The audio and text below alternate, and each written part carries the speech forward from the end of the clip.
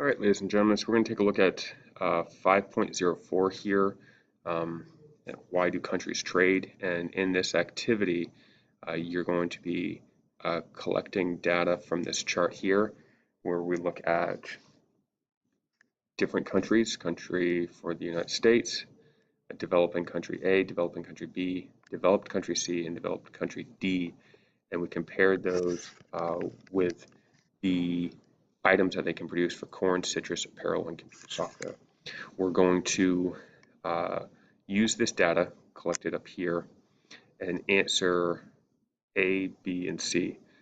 Part A says to identify an example of absolute advantage relative to the United States from your data table. So before we can do that, we have to understand what is absolute advantage. If you go over to the Module 5 review guide and you scroll down to page number 3 of 5, you'll see highlighted why do countries trade, and it talks about specialization, comparative advantage, and absolute advantage. You need to know that absolute advantage is when an individual, in this case country, requires less physical resources than another to produce a particular good. So if we come back over to our table and we say, oh, okay, what countries have absolute advantage, which require less hours to make something? We can look here and say for the United States requires this is worker hours to produce 1 unit. So the United States uses 2 worker hours, 2 hours to make 1 unit of corn. In country A, it requires 6 hours to make corn. So the United States has an absolute advantage over country A in making corn. Why? Because the United States only takes 2 hours to make corn, where country A requires 6 hours to make the corn. The United States does not have an absolute advantage over country C in the production of corn because they both require the same amount. They both require 2 hours. All right. So absolute advantage, real simple. You can just look at it and say, who requires less hours? Less hours. So for citrus, the United States only requires 4 hours, and 4 hours is less than all the other countries. So the United States has an absolute advantage over all the other countries, A, B, C, and D, for citrus. The next portion here asks us about comparative advantage. And comparative advantage is when you have to compare the two countries' opportunity costs. So if we take a look here, comparative advantage is when a country has a lower opportunity cost than another country to produce a particular good or service. Opportunity cost is what you have to give up in order to make something else. So let's take a look down here. We have Saudi Arabia, Canada, and Iran.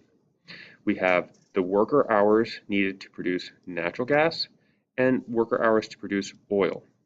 This third column over here is the opportunity cost. This is the additional hours, which would be the opportunity cost. The additional hours are the opportunity cost of switching from oil to natural gas. So in Saudi Arabia, if they were to go from natural gas to oil, so they're going from natural gas to oil, they'd have to give up 7 more hours.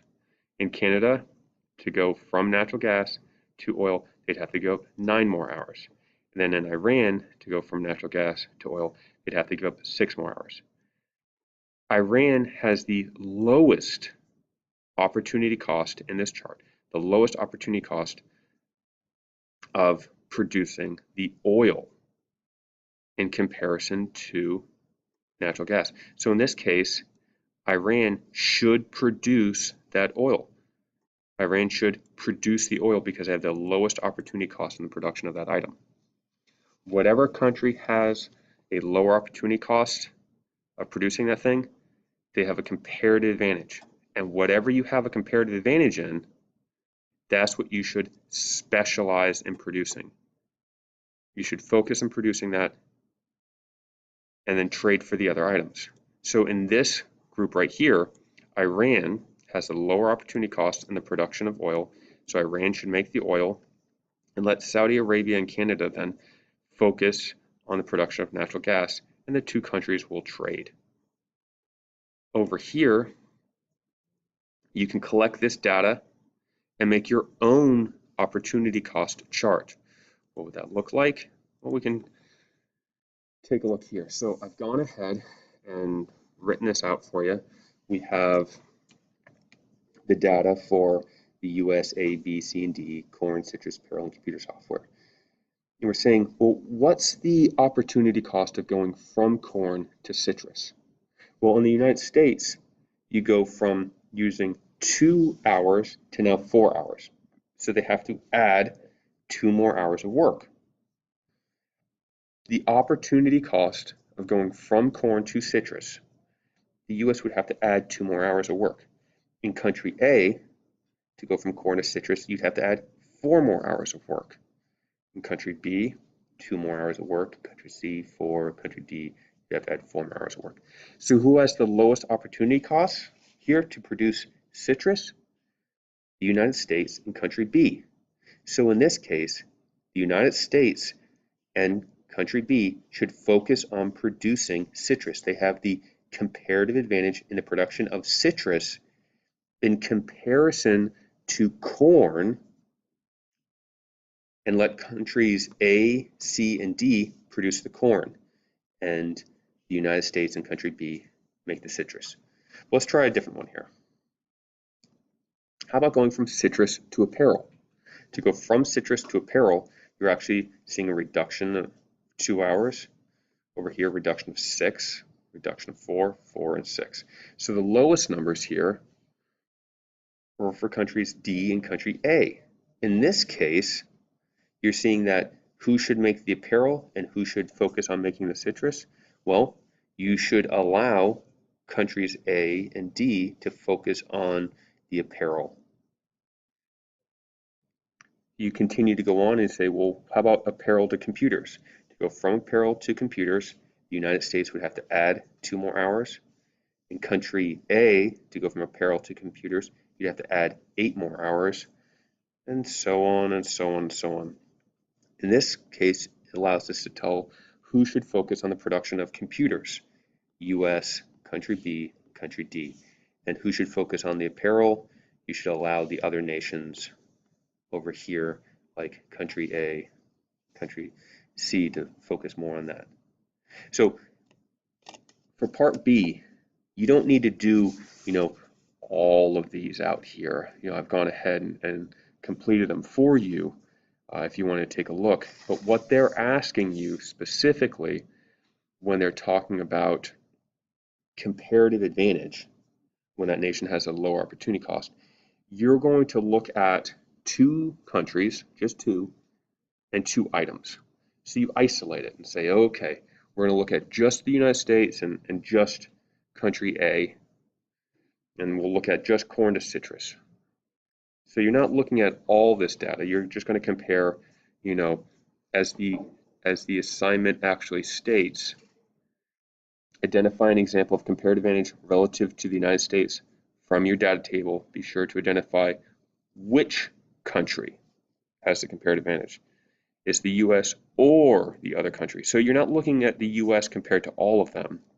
It's just the US and then one of the other nations. And then you look at what specific product it is.